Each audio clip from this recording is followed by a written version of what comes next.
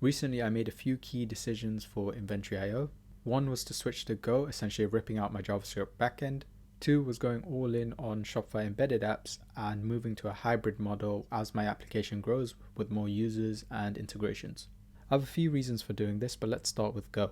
The first and most important thing was I wanted to give Go a try.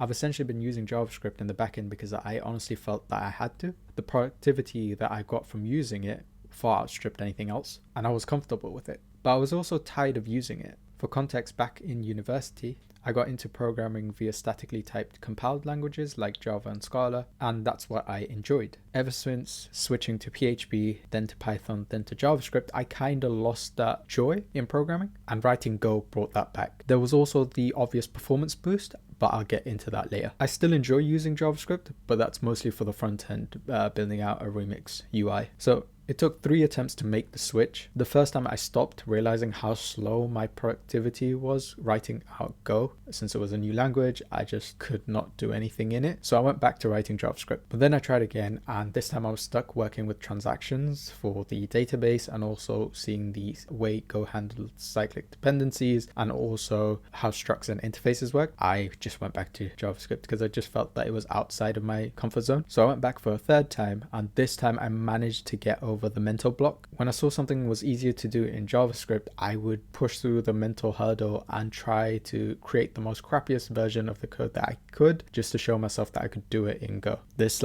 boosted my self-confidence, so I basically could get the dopamine effects as I wrote a little chunk. Oh shit, this works, and then I'd be like, okay, let me do it again, and then slowly built up the confidence. And now my productivity in Go is just at the same level as it was in JavaScript. Maybe that just says that I wasn't a great JavaScript developer, but it was mostly to show myself that I could do it. With the changes of languages, I also had to change my backend architecture. I switched from using Lambda functions to using containers. So now I have my API, but I also have 3 services, which I call my sync, fetch, and import engines, each implementing one of the 3 core functionalities of my app, being sync, import, and fetching. With this change came a boost in performance. Funnily enough, I made a video on this a few months back of my fetch engine doing this in JavaScript. I scrapped it to re-implement it in Go, and it gave me an almost 8-fold decrease in performance, going from 2 minutes to 15 seconds, which was massive.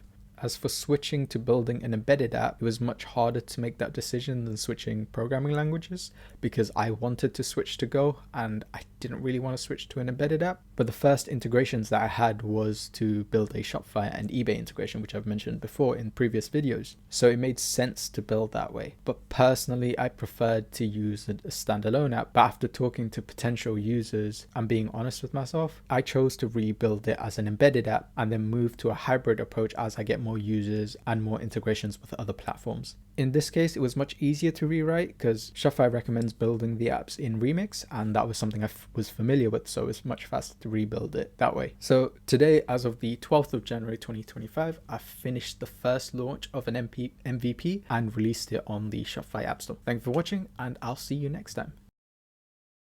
When you've installed the app, this is the landing page, which is where it takes you. And we have some quick navigations over here and some quick navigation links over here in the nav bar. But the main thing about the landing page is that you can connect to your eBay account. Once you've connected, it will pop up over here alongside your Shopify account. Currently, we only support a single Shopify and eBay account, but in the future, we'll hopefully have more. Once your eBay account is connected, you can quickly go on there and then you can obviously change the display name that you want to see. It'll also tell you when the integration expires. And most importantly, you can fetch your products. When you fetch your products, it will run a process in the background with the fetch engine, and this will take a couple of seconds. But I've also already fetched it once before, so it shows up over here. And then you can select your items and start importing them. When you import them, it runs in the import engine, which runs in the background, and it imports your products. And by default, all your imported products are set to true. So sync is auto activated. So when you go on inventory, you see the sync status. When you click a product, it shows on which platforms that you currently have the product variant in. And yeah, I think that's about it for the demo. In the future, we'll have more features, but at the moment for MVP, this is all I have. So yeah, that's it.